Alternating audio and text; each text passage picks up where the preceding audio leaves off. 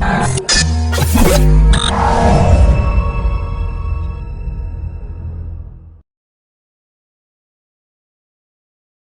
a moment, you know, by and about say, aha, a Kumasa online TV, Aberfun Tetem Fidi Cassia. If you are seeing man saying, you will be that would be a shay, in fact.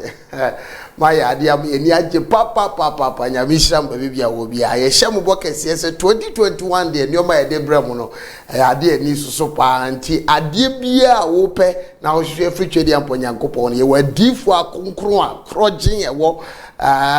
station her. Yankopon na won so eye de ma kese de ma wiase in fact enye obia na ne ho etie de so gidi se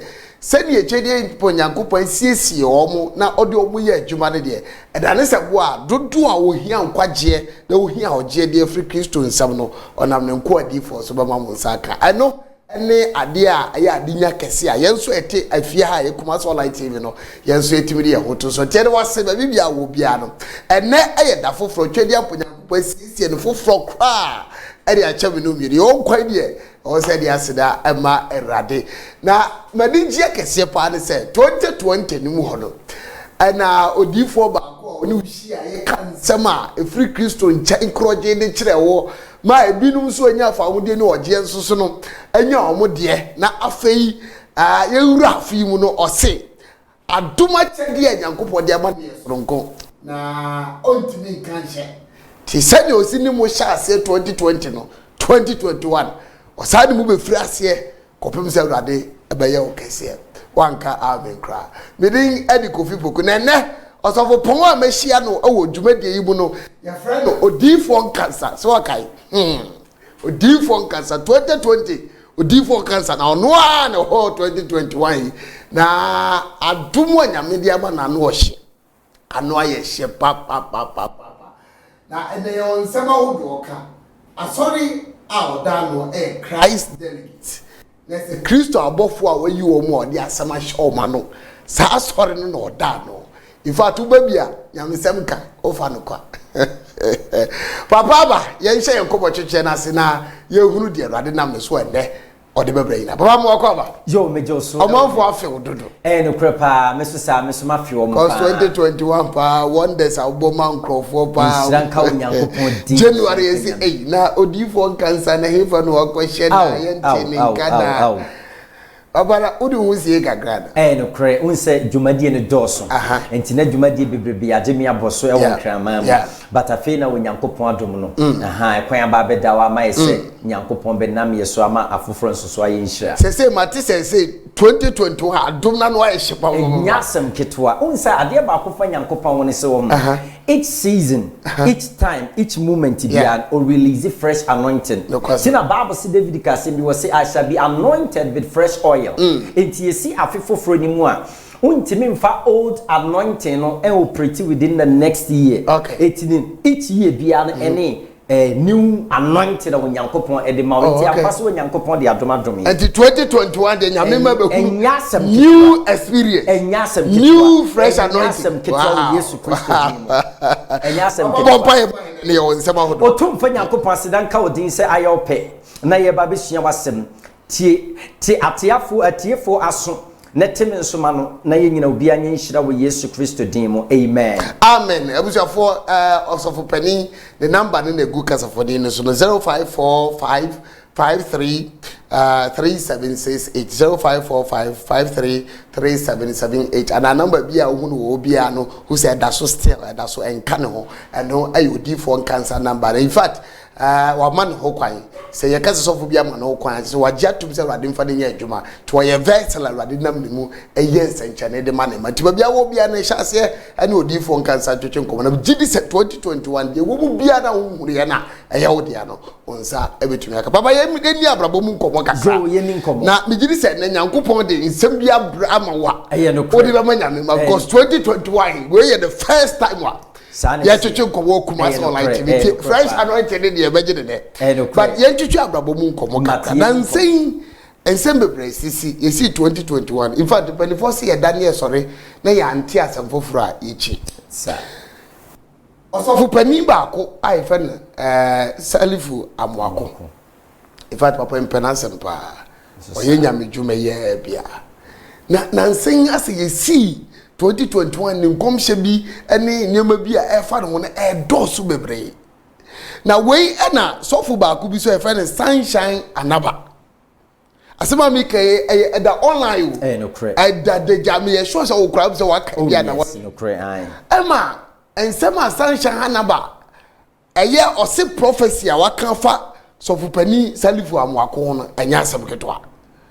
na ne nkomhye ni se Elijah Salifu Amoako 2021 yi kura kosi 2022 na juma a woye ne sofu juma a woye ne asafo opagya merada asafo ni begu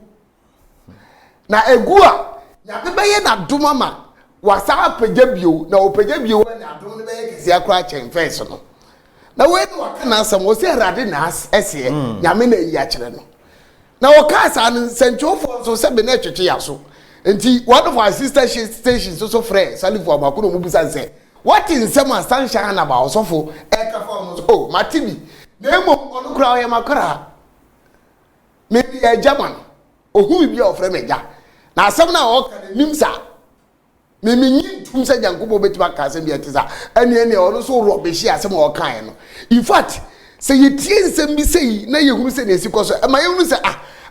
at a point nyamia ka asem at a point obi se nyame nkae and it's a battle between nyamia sofo a ene yentimi fa nsumu so mane enyoy uye nyame sofo you are a prophet of God say things that be to manimu a say na yenka no say na osumu no Nyankopon hira so obisam sa question we say mechia ahwefo ne atiefo nyina asem we say asema emudu adekonti amesimu odu ne say unsese asamba ne se efa asofo ho atitiw asofo madikan wadwumani ma na asofo mpanyimfo ho a eya na eya asem bia wo ka bia ne kan edu nenso so ne tie bia ne nyame nkrofo ne wose ye dia no nso timitum bi unse wo ho osofo Sunshine Anaba ono na esie so Nyankopon ada bibia di e achen afa Bishop Salifu Amoako ho na se asem bia asofo bi ka bia o se rade na esie ono na esie because ono nete ye na me ne hobi eti ono na ese good name me me woni say on se prempi no ho enye even kra no Bishop Salifu Amoako kra onya ono kwa na sem kra na nipa bia no sesem komhye ba na kamia kwa etesem komhye no and go to your favor na kwa a bit of something negative oh prekope na ma sabe o yama wani die no eswati ana nipa na we deliver as a prophetic word no na yama ni die a wonu mu no na say ni die no so idea be at because me gidi say senka Sunshine Anaba ehyem kom so we Nyankopon 6 oba be grow Bishop Salifu Amoako the ministry amana be ye kese we nyame so afekwa no be ye no man kese ni nyame di na ye twam nyina kwa sa enka ye that positive enka sofu pani Salifu Amoako ni beje enthusiasm of so good but now say negative thing because ba winning eno na sabe akwakotia sabe akotrega bibi e woni mu no na Nyankopon timi nyi negative nkyere obi ana otimi na won se won asam ni de mu odumum because asam ni mu odupa sa wo hwe sabe sofu pani Salifu Amoako bra wa yes wa bre pa ya glorious church ko hwe asase de se ne city a watimi asi asore dan de offices a hye metimi aya netase wa ya de na enkomse nkopia enkomse na sekere ne se asore ni ba be nyamye ni nukreni say me kra na metisa enkomse bi sa na mani nyade be mani enje papa yentia na Nyankopon suma Isaiah so nko Ezekiel nje nko ka jense o hye sama kan biem yenia sana ebi Joseph ni sana tie enti no ama Bishop Salifu Amoako nani anje so but ye interview no no say ono dia wa reject sa prophecy no na ono dia wanyi ntum na Sunshine Anaba kra no we ye ne small boy no kra fre ono sofu panyin Salifu Amoako no eja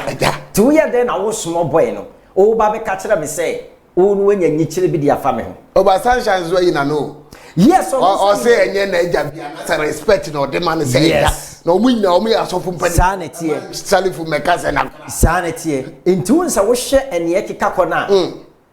ya ye bibi te say entokwa bi ya besore entokwa bi ya besore enti eno na mpesa meka bibi kakra. And is it healthy for the ministry? Dabi enye kura kire say na megina we say so on e de anidie ne ahobrasiem action osofu panini Salifu Amoako adwene asibibi so. Okay. Say for so many years and wetimi di again respect, integrity and popularity. Say Ghana say ye bo prophet nyankopon adomo me din pie ntemu a oka ho bi. Yeah. Ni din e ba bia. Ana ne ente no wasem boni bia. Yeah. For example, say last year Kofi Adoma ngongwani eko interview no e wo no ankasa Bishop Salifu Amoako no ankasa ne office. Yeah. Ana Kofi Adoma busa ne say adanye tete asofo won nsem asofo ba out be kekeka nsem ba wo de yentante ubisa asem asofo panini Salifu Amoako eka aye ne say onyankopon atmani nyansa obefa so de abo ne bra na ne ho amasem enti ni say na me hwa metimi ne se ase ensem bebrebe ode ba out ne ma ni penye nyina so timi e kasa masabio ani die ni power de ma no eso ya ate no nyame ni ha me. The question is nyame nyansa no de man na so ate ana asem no because ana obi bebusa because nyame na ma nyansa na wo so wo de kura wo then all of a sudden afi de wasesa. Yeah. So enti media mesere ani die mu ese sofu panini Salifu Amoako nyame ehira ne dada enya fei na sabi obeke kansem bi seni pa betene nka enti onye very careful especially so comedy house bi na say interview na onye very careful with choices of words a oyusu. Okay. A bit to say and coming from the say bia yebusa me and us when yankopon de wetimi kasafa obiam na emom no senkom hyeba na say negative aye ho adwuma which of course ono no okai na ade a me susise wan kan ye ni say oka say Sunshine Anaba small boy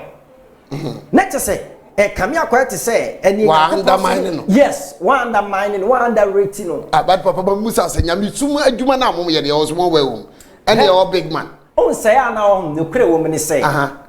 emprempi no honam fam no say obi ehye bibia se jawa na say obi di wanim kan on the respect man say we panyin wo ade nim so but e ba sunsumu a obi timi ehye ase ne ba ne nyankopon de adom surunku bi adom no mpokore bi eche ne wadi ahoda mpesi echi na because we nyame asofo anyame di bu yesunsumu aja so sunsum ne timi kase we de small boy we kra de on meme we kra de on fatame because sunsum no ma paja ye kase o dame form kra enti no na sa we mature te se sof panini Elisha Amoako a eni kwa se o kasa asem no na ke wo nice so obetimi akase abrantie Sunshine Anaba no ono ni say when yankopon adom nyame yusu na se mo kan no mani anyo de but ma ye nwa dwuma but ono nso nyame yusu no enti no ye nyina de be hwekwa ye be fa so a ade no bone na be dane na be kama enka case case closed. So but the way o si kan eno na ma ase Sunshine Anaba eno ono so say so fu panini Salifu Amoako enye ni spiritual father eno no Sunshine Anaba no so no so wu no say o small boy eno started say we chirem say o international ministry the branches wo abrochi say o pusu nunu ma na o chene kan because ono so be chire o say ono so be chire ne bobre na o chire ne bobre so so wa chire say through onokra no wetima raise Ghana has say 5 MPs Sunshine Anaba. Let's look at this. And we see enokra no encourage you ono ne so bi kra nsa e de ne koy e command pagimfo bi ntono so na so kire say ono so so we great on your small boy. It me pesa me born tofa nyina ne say mesre asofo mpanyimfo we say wo omoma odoba kunyani asumviemra na titru pa ene sofo panini Salifu Amoako because enkono nas no asem no anko kabane sa enka Sunshine so no enkonko kasa because Sunshine obi a say or respect sofo panini Salifu Amoako papa enti next time no sofo panini Salifu Amoako onche ni dibre na wadu no na okasa on kasa ye na ma respect na omom di akire ni wade ma no enkoso sa before say dey no be way enye no enye sa it has happened a lot of times ubehunu se so pani bi e feel say senkom hye bi beba na enye ni tipenso na de bema no anase obi o feel say oni no the same rank and this senkom hye beba na ye asofo nkitu bi na o say nyame se minka wenche wa emprepi na ya omu nta enyi ni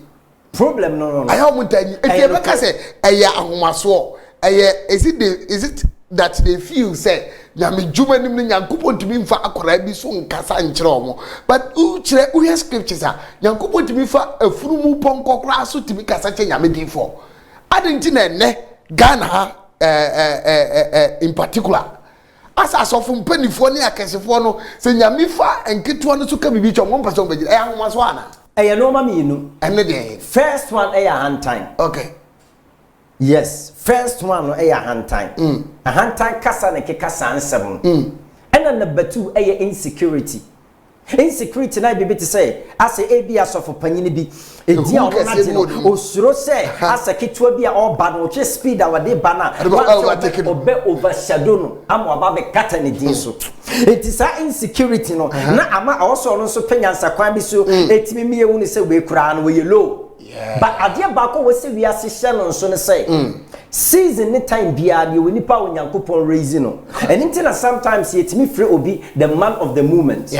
So, and I will say asantifo bu baby say, and as asantifo kakasa bi say emre ni nkaso. If we as we now say we a good saying, mere be ba me bedru point bi no mere betwam. No concept. It is any pafoforo emre ba, wo we panyini no. E wo say won susu no, wo de kasa de bi hye ni nkrai, e boost the moral. Say ne be ya say ni pa no susu no betimi am bat up na wo ma ni nyansa. Na ebom say wo so panyini kasa ye mu no, e ma ketu ano hye wase ono so ba no kra na e feel kra say, asa wo bu ni so shakra when you be na with disgrace no in public there any on so no be kire say on for respect ne ma and to what's sad you know asof mpanyimfo ne hye no so ne tuotwa because eye nipasu enye nyamesu okay hand time is insecurity eye nipasu enye nyamesu papa jami chira pa ko se ne de se asof mpanyimfo ni tie wa o se ne ya o msa cha o se ne ya o msa enye ya nkwa ni hia ji sa cha enye ya o so mti sa cha no enye ya nkwa ni hia ji sa cha because nchirima no hia bibi fi o nchen muso so bu hia ji sa cha sanity papa mama fa ko Supreme Court kakra ni free ha Ghana yo court sanity ya tu abawie last year ya hunu the declaration I go in favor and MPP for na erule o mai NDC for so monte ase cause no ma bi wo mu a o mu feel say e cheat in the highest degree etiene e kwa bi so no ya nkontokwa ya nya hwe be court na court di asema mai and then me feel say ye yo mampani we me ma dwene no ye yo mampani awia wo say ko ye focus e hwe de wo nanim na waboa ma o man na tumpon na e de Ghana gina court they can't Ghana because the strongest parties you know Ghana MPP the NDC obviously the court here omo twe dawren ti Ghana ye focus any ye nimu aye ko nyina as ye market time oh baby faako uye nyame nipa me pesa me de uba honam na me owura huhumu physically is it affecting the country spiritually and yet a harmful effect be our my Ghana so ana me da asiso obisa question we say na Nyankopon hira pa because we kura ema me woni se wo dwene oman ne ho na why ade so se me yo difo eni wo busa me because adifo ye na Nyankopon yie ade ye sunsum no oman ne hwefo no kwasam Ezekiel mre Nyankopon yie as a watchman over the whole city over the whole country enti no ho asemo ye ekoso na futu a me de bema parties ne mienu nyina ne se ewiase manso twen emfa nipa nkosi babia okay mempene emfa nipa nkosi babia enti na Yesu Kristo ba asasi so no okasa bia wasibetimi amone nipa nyina ntena asomdwie mu woni nipa nyina ntena asomdwie mu no enye se bia sabio edafom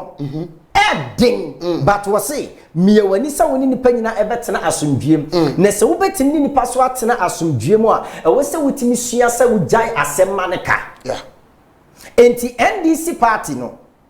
so wombetie afutu amede ma omuya we se omukore draw case no okay na ne ya me yaso kra ne se on se ye di for ne rade abie ye ne me woni se asem no awieye no enkosi hwe there is no way say NDC for be standing a chance e wa asemi ya akwakosi prophet menya political party prophet but me jino man kra ne Awurade yi akyerɛ me na meka odivo ngasa yes and yes I will waste your time kofo jina ko na kra hearing a waste of time no matter the evidences ne no mo de baba a waste of time me kasa so nya me di for so metie me omu ntwa so a waste of time I am ready no a waste of time omu ntie me nya de yenhwe awie ne sa awie ne bekwa kosidien Entino and yomo yenwo ama oman akoye stand still because peace of mind Nana Akufo-Addo any MPP amamu no e was so mutimi de run country no say no e was so a portion part of it e de koma sama sotwe okoti enu nti no was NDC for tiase na woni bibi ka chem baba ma men kasem bi na wiase hye no so mitie u pa e wiase se wo bibi a wo ye no emra akwanya na ba beda ho ama wo se akwanya no enatwasem pa enye twam sei pa bibi enu abetimi aye na sometimes ya na no ma be deceive nipa ya na bi madwene o se wage Yesu adi wade no ma Nyankopon otene woye ne esese woye bia enti sa akwanya bi ba ma no a ne sese akwanya no hyere no a wan hwe akwanya ni nyina no foforo be sa timi aba biem enya akwanya nyina ne ba won setumi ka biem opportunity comes back yes and nam senti no sa akwanya bi ba make sure say obe utilize akwanya ni yie na ne wo se wonya firim ni esese wo de akwanya ni ye bia no ye de na mpasa meka ye mpasa meka ni se NDC for antimi anya hwe e wo polling station so nese akami akwaye te say no MPP for and asabi yesi omu weni ye na Nana-Addo na aba besi so a se omu etwa loose no nko ana na anya besi so ne de omu forget it bibia ni obetima ye biem sa time na senka omu obibi ya ka police station no ka police station no so me ye eni nti na ho se baba to a so obi okro no ba police station se nya firi wo peno ano bibia ni wa be ye biem onyamu bi etwa mane bi gumu a eye police station wo ena wo hye bi mafono weki no ma bi enu firi wo no ma enti wo de obe woni so asem ye akokot no mesi awie no bo say waste of time odivo ngasa because enya twam odivo ngasa enti ne ndc fo ye nyina a waste of time me kasa so adi fo de tu omofo mesi obo a lawyers akese ho aye bom dia Chachuchi gatanom ne panifo akese a wujira wotu so mu odu mo sem na mo kan odivo gaza Bible si wo Nyankopon nanim ade bia na wie ye fiti na asase ye na nyamyama ye sunsumani a yetimi hu ade bia wie ye fi na asase na me kase court no ebeye nsem hu awie ye no omo yisu omo bibia to gu kwanti betimi a omo njai na oman no asomdwo because ni omo ye ne ha oman no who mu implications to say Ghana and they who implication and say number 1 ama oman ejina faako who no yes who ema oman ntimi nko nanim ya Ghana yes ejina faako yes enko nanim dabi enko faako ama oman Ghana sisi e kasai na oman ejina faako oman ntimi e ye hyase mo ise nso Ghana on bia na mpanyimfo no nka ne kre but se mpanyimfo no be ka ne kre a ubon se bibia kwaye stand still now aye no kro ba se ye nhye na hunu niam bi se push forward bibia kwaye stand still now mpanyimfo ni Nana-Addo na nkase woni omu hia mpanyimfo meeting na omu tim ni se bibia kwaye stand still omu woni omu nya now enti ni sama nso se mo ese no amma oman no akwa gina a point bi whereby the whole country is stagnated ejina faako ase nsu a atonegu faako na ejina faako no entimi nko sa na tie ejina faako sa nso no tuntum ni timbedi sa na tie emetimi kwa yare sa na Ghana sa pepe na Ghana aye enti no yentwa manso sem no so na nana any MPP amamu no omutimi mu oman ne mfa mpai bonta wo machi eye dan ya emre ye ni nkaso obi so mmere ba de be eba so anye say ha oman no so na de ba kwa me pese wo yesua firim asem wesim ene say ye woni pada sani bi ono so ote ono mo a ya ojeja ne ho asem atu na wie no afei na no oye na dwene say obeye bibi e dia resolve no ma anaso oba beye bibi e dia be regain ade na ahwe no for example ebi ti say wo and this time se wujeja ono obi bebo otu okun ana wujeja ono obi establish with a knife no okun ana wujeja ono se wu sabi nkwase wu a I'm telling you, so one shall be called for a month for a frost of a sea, me bomb pie amount, and so you be called see you, until sorry. And it is at this time, no, obey Tiemia, Nippon shed life. Opportunities are air slipping by opportunities are a chem, you know. What's any pan ye be bin tantam? Yeah. Say pan ye be bin tantam or cham and woman in us say. Sometimes it's me to the point to be no. Ye prophets in ye bay and pokrana on ye bread. Ye bay and pokrana sometimes with me, now to me so point to India Nippon I condemn. Nipa condemn. Nipa na condemn on namasasi su kwanso I condemn. What tried your baby? Yes, it is a man condemn now the prison. What now also see ya condemn you. Hey, Nipa asasi. Yes, Nipa asasi su. Bebrebe e ya condemn no manam. Condemn ne kire say, wo awonam yedu ye fienye yi. Wo sunsum yedu ye fienye yi. Na won see onipa ni bi okra on, sabe ne nam kra ne sunsum abayifo mpe. Ah! Yes, we're condemned in Nam Crano, the child by 4 months. And until number 7 so one imprimpina by 4 at our tattoo or family, I will jumum, I will me pian, I will go for almost star so bright. Okay, the one wins are brought one. I condemn my dear, the aquatic some fans and walk out to Akono Kuno. Oka shark, Oka, we need no fen watching. No me kunama, maybe out in the Akoto. Nakuko Kuntani. Akuko in chat with Sabiana Semi Opera. And I say Bukra no. Sanity. Yes, and Tinipa be on my way condemn. A bay for crampel, na send a bay for crampel when Yankopon or Pel. Nipa bay for Puno. A bay for crampel, no Yankopon or Pel, and Tionkophobia on my wife condemn saying I'm a crumfanning your she. I bet to say so. You was so be on no more. Yeah. It me drew point to be Yamiti only say the public why condemn the mamma and Yankopon home free no sooner radid nipa for a juma. Sana saw the yen. Bible said do point to be no. Na Saul aye a condemn human being the man Yankopon to me fanning a fibium to soon sumo, then Yankopon shiny the not to baby, na fin Yankopon shishim, and Odikoyi David. Wow. It will be unchecking a braby. Tell the be your crown on. One cassa with me who will life Martin Sammy am I condemn. Abusian yame. Me kunu crown family she me didn't family for me. Me mam family she. Just me kako me nam fufum kura no bi apome also tim ne sesun my content one to one mountain na jeja ho emire bi bedue so to an ma be too late dia no ne din odi fon cancer in fact wisdom is talking to ba bi obi an fa bi na efa ba obra in fact de ye bi hu asem nim say utu we bi na why condemn but unim. Now, if you are condemning the sight of God, uche bibia ko Nyankopon ye na edan. But Nyankopon so apo, or do you share? Hey, to that extent, you do you share any? Asem but you have to rise up and make sure say usubetu adamompa na Nyankopon ni asaba usubia. And that is why I'm recommending this prophet to you. The ding odi for cancer. Obey Nyankopon ti, baby edru bia na Nyankopon se wo why you condemn no. He knows the way to talk to God for you. The number no, friend, nenkasa 0545 533 768 0545 533 768. Oh friend no, odoba chichen komo. Esa WhatsApp to the okoa. Esa ye audio, say ye video, say kawa sam to obetie na sopem no kwaya oni Nyankopon befa so na obedi nkomo fa ho. Na me gidi se kiane ke won so ohira ene woni nyam beba but number ne say go kasa for ni na chi famu bia then na etwetwe baba yam free ho because we na your man mu asem but let's get deeper into the spirit. Minim say wo de sunsun mu asem unim mu pa we are already into 2021. Yes,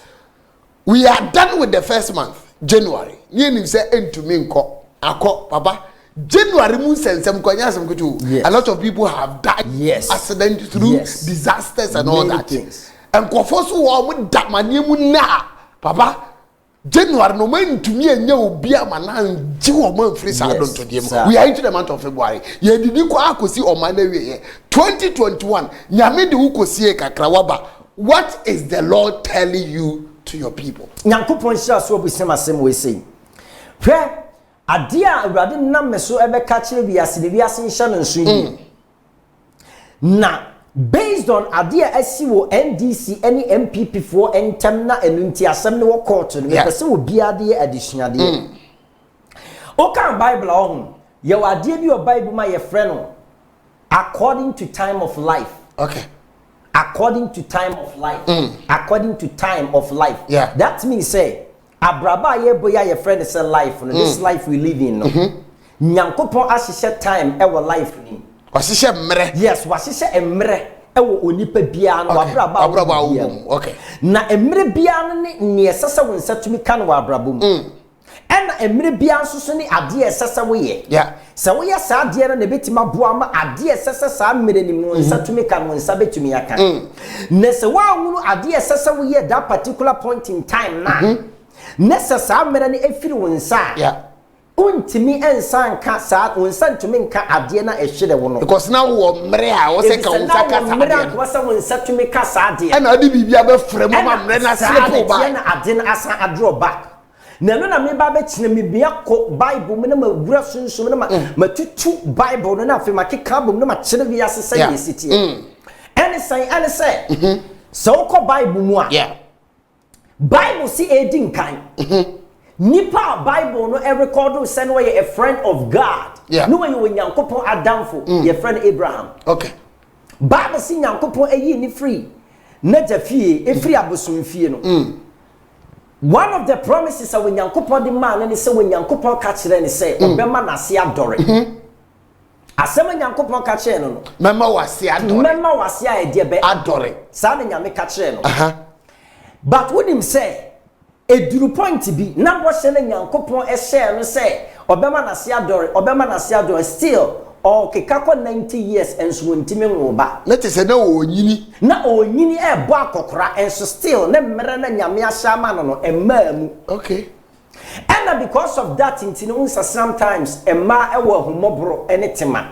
enya ne mfom so e na no yere Sarah e recommend man say me dia me ne wontem no awo ntimi ma na emu ma me mfa ma fe na ma na e bia na wo ne wo ano wawo na se wo a se bi o mu nyina ka abusia no ntie nyina ye dia because no oba ne nim se Nyankopon ahye bo se na se bedo sa na tie na se bedo o mani kuru wu sa na tie na anka sa na tie okay entina nkanya ne bone so ena mparampara so Abraham ko hega ho no ena omko wo abofra e friend Ishmael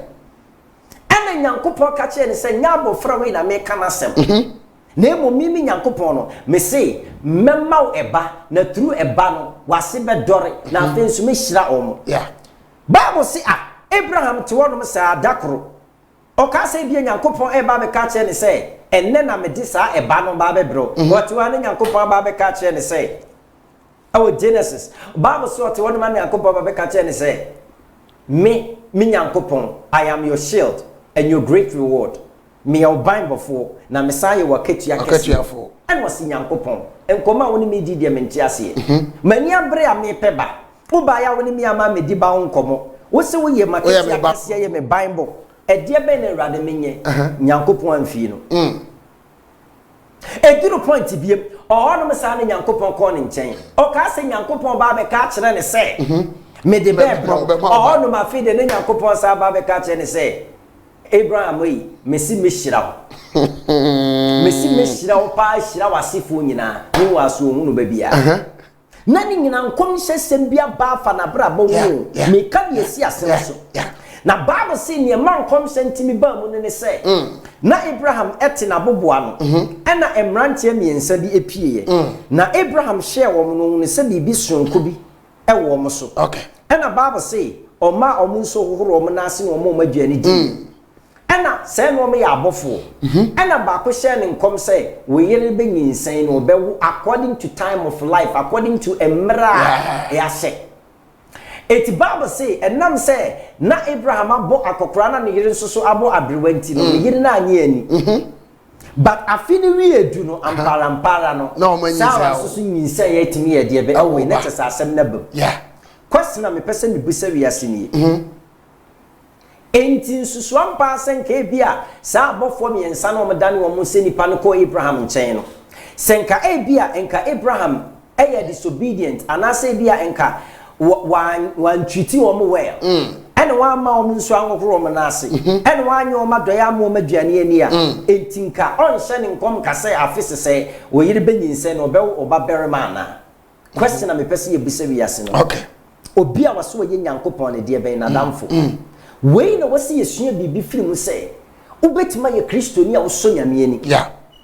ubetima ye obi a odo awurade wadwene mu nso nim se nyame dɔw obetimi kra ye sɔfo woda asɔre ya no but ye wono ma bi wo nyame aka afa ho a se wanye very careful nyame na aka nso betimi etwem odivo ngaza nyame na aka nso betimi etwem sabetuwe na nyame ahye ebo bi afa me ho ana waka asem bi afa me ho a me na wo se me sa asɔre sa ye ho adwuma na nyankopɔn na wo hye nkofo no ɔno anya ko hye no unim me pese da kro nka hye dawu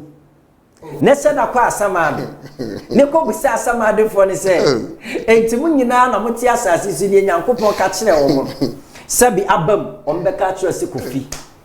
ba ku kren wono ma etimi ba adi fo za hye da we de pa de ya ngabe pa se enyem pesa me ka nyina ne se obi awu ma de nyankopɔn ka ama ka fa no amam ba ku kren wono ma eba mu na me ba be kire wiase ade krontie nipa bia wote wo so to anamon hwe nyankopɔn we yesat say o ka asem kire wie no ano sa ade ni beba me gina wo so o sa yes sa ne nyamete waka bibia fa ho no se beba mu wa wu nipa no an gina wo so oh na nkente sa de asenka ba baji Yesu Kristo de enke nya so bompae nya so ya kwanche nya so tu anamon nkente sa nkadien but adenti na ne behia say upon nkom sa ne ashafa Abraham for so many years adenti na ne behia say obi atumi won ne ketere maso eba be hyam kom de to ne yira bra baso say afeidie mutimi nyinsa mutimi wo asune nyankopɔ aka dadaada asune nyame aka ne dadaada enunti na mato de bi ono ma wo obiti wono ma okwa asore obompaye otene ono na dwem no hunu adekronti e wo se nyame timi deny certain things enti so obompaye sa no mo be nyina no wo nhia no na ba mu buo nyame ho enti so kotie preaching bi oba bi ana obi a ono onya spiritual na nipa no keka nsam sa wa timi hye dem bompaye wan kasa timi kenka bible timi bi obisade tu nyame ani ma nyame ye ma na wa ya nso na ade na anye yi ana na ba mu buo so ofri nyame konche no wa fa akire koposo so matewa sepa matewa sepa but mi gira se mo ese so amebia se hu ni say eto na bi onom na nyame aka fa ho no opon wotene ne wo bible fasting wade a waye nyina emamu a e wo so timi nya nyame difo bi no kasa to so na sa de ntimi manifest really odivo ngaza asampa na make an ene in fact I say me the margin di wachia ma afi ma wuse ba bia margin dru no it is in line with what you are telling me right because senka wan hia sa abofo na man declare prophetic word word of power over Sarah and there is no one says abashen bebam kam telling you say enka Abraham ni Sarah ebe ye de ben enko mewu na nyankopon ba shena ntimi amam so you are stating emphatically clear say enu nti na nyame difo hu hia no ya nu nti na nyankopon edifo hu hia okay na mama sanchire quotation bi e was 2 Kings chapter 4 verse number 8 okay bible see your baby on bible no can say there was a great woman in a city called Shunem oh yeah a Shunammite woman and the bible says how ba no ye great na no tell no nyame difo Elisha certain bia no twetwam okoba and o kache ni wura se mi wura yensiesie dan mu ne mfa mpansi mi mfa kani ansim obetwam no aba no aye de be no aba be rest e wo ho enti omo yes ade ndi ma wodifo no ye na dakro odifo Elisha kache na bofra Gehazi say omusa omo ade omo pe and na bofra ne say mahu se woni ba omo busa oba no na oba ne say e yampa woni ba and na odifo ka say according to time of life nyankopon be ye na dom ama no nso be nyinsen no no nso be wo bible say oba ne ka kire odifo Elisha say odifo mamma metwa mentro mi kunukura ba akokora na nso kura ma ba bedewa Next, na dwene is similar to Abraham and Sarah. Yeah. Onim se ni kunu ya kokora. Eno nso ya abrewa. Eno nso so ya abrewa. There is no way. There is no way I obetimi ade be obetimi awo amana ye yie because time ne twam. But Bible say onyame difo Elisha declare prophetic word. Ade two oba ne so no amparampara according to time of life afini wi eduno na amparampara wanyinsan awo a baby boy. That beats my imagination because ene minim ebia betumi asia because ene ye wade be friend no menopause ni andropause so oba du ni mpani fie so bi be free 40 say kono a develop that kind of you know a wa brabo say bedru me be say obra ma nti therefore obra ma de a awo de awo ungubi in this case ye penso ye ti nyame difo is there a way that we can confidently believe say obi adru ne bia ye say ne bra ma onya ne bra na nyankopon atumia afa wonsa so atima manasa awubi amaba to na so ana in this era in this era na say sorry adansidie bebrebe aba so obi on mo a wase we declare na de to no so obi on so a wo hye ne hyebere mu a ebi asabi abayifo na aye ne sa so ana say bi ono ankasa ne mfom so na de sa problem abre no enti eno sa ne ubisa nyankopon timi e kire wakwankyere bi ma wo ye de to ne kra so e ma no wo ye pe na mparampara na ekwan na bie na ne yefunu no ne mu ahohoro kama na nyankopon adom no watimi enyi wonderful yes ne nyankopon adom watimi adanse de bebre ya pansu ha se eno na ma bebrebe di omo ma atome no enti prophet prince Nkansa junior de bebre wow bebre this time bebre kwa prophet of different Nkansa is doing this enti so bi peyefunu awoba wo de ni pakro no mframe awurade nyankopon benem ni pakro so obewo wow oh yes na wonim se wo emra me ware ye no ena awurade me ka che awurade se awurade boa me me pesa me wo emane mema mane mema ena awurade kire makwankyere bi asa agro pa obaba e na be ma ba afi obaba e na be ma san ba bi odi for Gaza say awomu de ejijewu ni ade ja yes because you are kwanchere bi ona awurade kire na se wo ye pe ebeto aso sa ne wo pe no sa pepepepe na nya no ne de ya kwanchere ma omo pe entafo no mutimi nya oh yes yes akwanchere ne ye ya ase oba ne se me bisa se entafo na wo pa na ma ye entafo wa kwanchere ne nyankopon ye wadom no watimi ya wo entafo say 2 boys and 2 girls na wo pa enye wo bisa no na ma ye ho ade ne nyankopon adom na sa pepepe wo pay your demand yes pay your demand ne wo bisa pepepe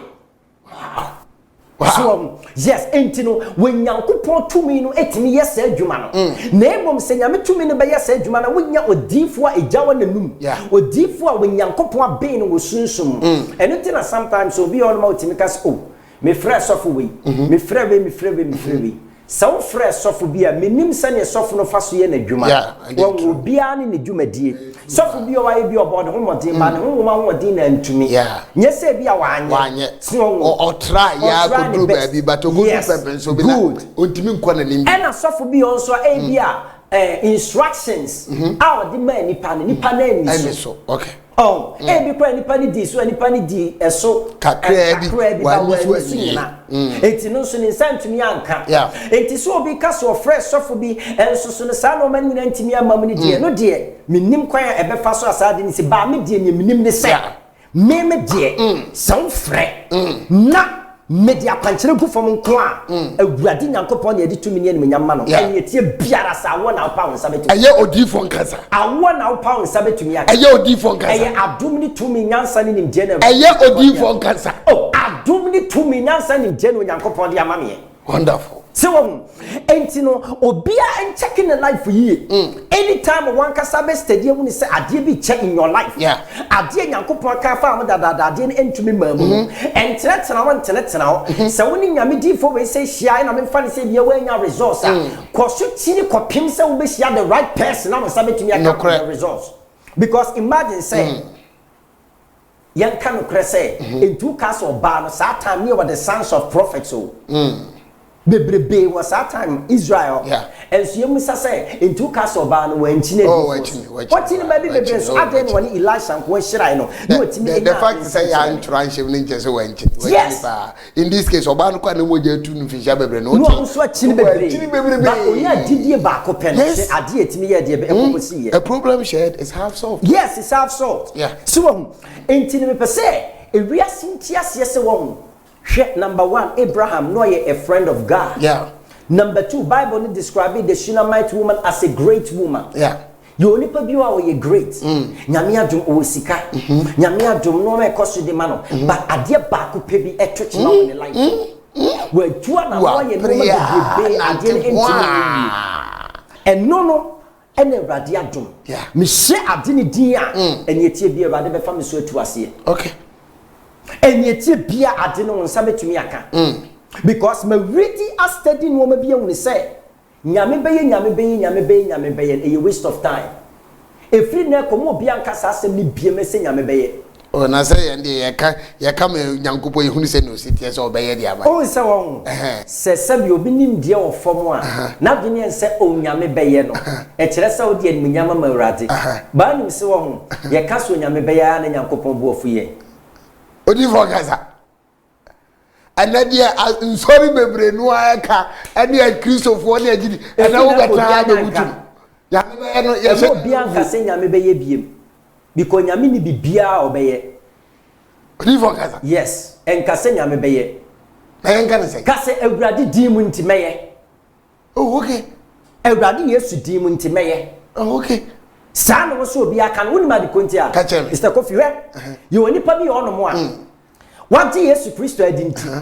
waya na dwene se wa mompaye kura na awurade be he no ayama onyame be ye no ayama I get your point now yesu kura na waye yesu oba asasi so waye 100% 100% wetimi mompaye man se bi fifrete sesa bi moja edani moja wetimi ya fasting 40 days 40 nights onumpo na he mami nka secret bi nchire wi okay on sada na me ka se bi wa say yetete me wa sorry a ye the bible and ye the titi nipa yeah number 2 awurade so anya mabro me a theologian yeah when it comes to theology baby I call me Bible college I was the best student and the best preacher by God's grace okay obi o hwe me bia onim story bia ni yeah bible no ya research by God's grace and my best stadium ni say there are so many things I want a Christopher lucky yeah Christopher a Christopher lucky eno na ama ye wunu enyankopon na ni manyam ni tumi yes ye gaga pa and so yanso nye ye aisem how can you tell me say the 66 books all right enkwan and the betimi am wo wunu sunsun nsem nyina wie is a lie oh na say Genesis to Revelation o kan ya wo wura sunsun ayasa na it takes the Holy Spirit no what you and no be nyankopon ya adma me next video o de wo be wo no ma bi a me ba ba kire e kwan ya fa so ahun common apple apple ya yedi apple ya yewi yes apple ya yewi e kwan ya ahun se me de to me nsam sei na se wodi na se me bo na se me kasa edigu so a ade kura me kasa happy in your life no e be sa pepepe in your life before kasa se u be right common apple se o be right nchira de bi we nyen koma na e be di ba me ti bibi on kakra ti bi ase wonim se won ade bi enyankopon bo ye bia no what the energy ashim okay now your spiritual energy and your scientific energy okay and your technical energy okay na enyankopon di shim and wonim se won obi a wo technical man na say bia wo into technology anyame man say nim die no obetimi afa tomato and toast ana obetimi afa lime and katwade ana say obetimi afa apple manipa nim fa dadoa mienu enwuram na onfa cable ento aso na onfa ntua oton ofonto sentimi nchaade a I know the air no crack because my boss cry a perfect example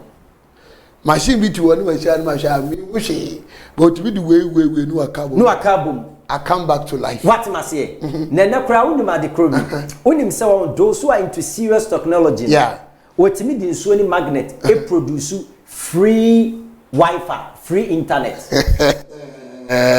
We are saying that. What must say? So kakani magnet. Papa ananu akura bi 10-year-old boy yenim he ya. Or the caliber box. And or the your friend is a bottle tea. And or the tuatua. No the straw. And the ashima. And or the biswaye a pad. And all control then I didn't cover. Wong sir. But biansem. Wong it when it comes to technology, omo use when yankopon natural thing na do na boy no and they perform a miracle. When ma the Pontius say this time no emrofo no empeso beso nyame dem because technology is giving them more miracles than even the spirituality as far as they are concerned. So and so no ye di for ni ni mu no sem be catch us sem nso me fa apple na spiritual energy wo me recite we say gusu am na produce aba beboa obi be catch us wo boa na so be supra say we yokot e nyansa na nipa kuro ni mti no gusu bre no hwe obi onim nyansa biara entina se hu ni say asase su no ma no eni osu onim kura no wonim ketekete enti emu bi awade abenye hongom no acha yade no mayem wa enti so be tie me ne se nipa no me fa se bi oni asofo bi ahiesia no ma nko ya eni kwa so ma na ba mu bukura kasa mate ada na asofo nyina te saa but ignorant by greatest ignorance the greatest disease ever ignorance the greatest disease ever because of that intino abrenya brebia no mimisua de wo hongom na me bisa Holy Spirit so questions eno sinti no kire me no ma enti ama mintie ne asofo bi ka now ena ama mintie ne obi beka eye ne me no maso ahwe na no me ni nwa masofo hia ena wo ka so wa read book we watie ena me ye din na me ka kire wo say ade e bem wo ni say Nyankopon wo ho ampa eye your personal experience or encounter with him. Okay. So fu be catch yourself o yare afansa to yefunu so o yare we afansa to so but mami mu sasa so fu ne yare malaria onkoto malaria duru ode ne sana to so bompai. A deep thinking question. Oh yes, of course. So fu be catch yourself yare amenu maduru and so fu ne yare anu no maduru amuso be catch yourself safu ansa no yare. What must say? Yes, and you know there are so many things we are seeing a hint nipa. So na me Africa for no bibi se yetirim say abrane abrebia no se nyame nam yeso e kire onyansafo betie sofo a woni betie no obefre ne aboa no na ode ni ignorance no esa entangle no ankasa ne self no crowd is very true because ebe dem asofo bi so obesore ya ba won kire be na mintumi hu de be so betumi aye aboa minister and there omo so omo bre omo asitu ana mo no radi Nyankopon adom so ye boa omo wow. Etinya meka nyina ne say obi tie ni a. On checking the life. Adia ache woni life. O study otimi so no nko a onyini su na ware. Onko a wakwa ware be for enye yie. Wo check your life atimi se wutinya wa ware ho entina ho. Wentu anamo amma na Awurade amfane so amoa wa. Wo de sa no wakọ wom no wanya ware mo ni ji. Wan kasa mo ma eso betia ho. Obi ono ankasa ne betimi bo na so. Obi ono ankasa ne betimi titinta so gu no. Obi ono ankasa ne ba odidi kro etimi ko. Obi babufo wetimi de sabe ebuo ekobo opapa scream eti esai no na wote honom sabi wachinchiri na anye yi a sofoforo so hwe na gi Nyankopon di yo nipa bi honom abate honom wode ni sika se business bi emo na business na basa nipa bi honom obekwa kota asase oto asase bi ya peni bi ya basa sabi ontimi enkoto foundation pon wasidan mi wanko otimi sidan anko otimi boa na busua. Success is not achieved on a silver platter. No. So we say we timi two anamo na ba di Nyankopon etimi boa enti obi tie me ya na meka nyina ne say emere bi ho ne se twam a wa ma ho anye ha wonsantu nka bi enti now no e na wa na muntu obi etu ni sisi ya ne frede now no e na betima ye bibia ye bibi ne frede wo bibia ye sisi ya ni sisi e entenso NDC fo no matena no mama MPP fo asi na Akufo Addo ayi awi president awi afi na so akogina court asi me what be that as we dey how US impokura na si the whole world no mu ehu the whole Trump me say wonko ensi yanka se obeko afi what na ne private jet motu ye kura obi amfi no we say ayewo papa ni me nko obi ati me never waste time. Into 2021, and more beer waste time. And I'm more beer so to be a two, utu and any year two, utu and any year two. We are considering now we win so. We win now we suffer we man now we do win so. Now we never be Nina nam the Duanya dear Bang and Sam. But I don't get the open on Saka. That is what you are looking for. And sometimes so and Nijia Bako Peon, and you are Nijia Bio money can never be quantified with it. Very true. And need be on wow. I did you understand what can be count. Very true. Yes, for all this no money can quantify this happiness that you are talking about. enti no bi ntu anamo 2021 enye mra ye waste time teacher yare ba hwe ne biase aye ene wo bibia no anya ne ne now kasa chine chine me say come to was say Everybody catching them say, yare we ba wiase no. Se wiase be say na dada mu biema me be ka say 20 years time mama fu di matem. Sa pepepe. Sa na mi hu no so. Ebre. Wiase bre papa. We are bleeding spiritually. We are bleeding. Baba yemre. But mama atiefo ne ayefo enhye we so say. And some no dey ayo there, but I can't so catch you say the attempt is now. And kase dabi enkase dabi kase chinabi enkase dabi na metu ana me pacha sa kasa ne de procrastination very very bad very bad entu sheda wa de bi ye nei frejamidi for in fact we are holding any ade a ode kasa na chese waji bibie freje nyankopon ne doba Kristo nche na ode brawo asa obetie na sopam na ofrea ana obehunu se ampa sa negative mind na wo tirim se na nya adepa na mo do di she utim na wo pra mini aba mini abema ma me papa ya do pe wasam te ya di asem bi se bro entu anamo a eye wiase anamo tu gidi anamo gidi anamo no se obefre odifo nkansa ade womu a wonsa beka no be gidi se na me befa so ama wonsa ka papa ya ye bre jo but ye mo bibi tofa okay ye fa nhye ebinum tire mu se ebia se ya na obi aba betena ho a wo hwe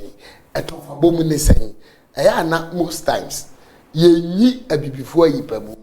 but ye mo buhunu se ye abibifo na na ye konkrofo amanso koye adwuma ekọ prepe bibi di bafie in fact utifie na wo hwe so ka ho bi but die ya kese pa ne se want na wa akasa ho ne wase na wo se mi ko ba bia kope bibi abafie na wo ko na wo di hia di yawo baba in just about 2 minutes yen kasa ncho enye me ka kire wo wutie me ene se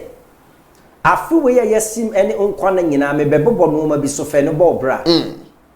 number 1 opportunity bia wonsa ebe kan wa bra bomu no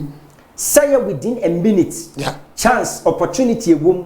say within a second within the week within the month within a year all your lifetime opportunity be a woman so betimi agrapia enoma na me bebobo so no okay number 1 dedikai yes in dedikai the wisdom and the epe nyansa ni nkoa eni tuwa na ho okay ye woni mi nyansa eni ogina ho ma ade na etwifa no so nyansani nkoa ne so wakoba bi na anyi a oma onka nkere ne se no ano okoba bi fofuno nyansani nkoa ne se ni nua bi da ye no wu ya onka se eni ntimi na wa ha na me nsoma wu nyansani nkoa eni tuwa na mo enti nyansa eni etoso bi eye nimde knowledge okay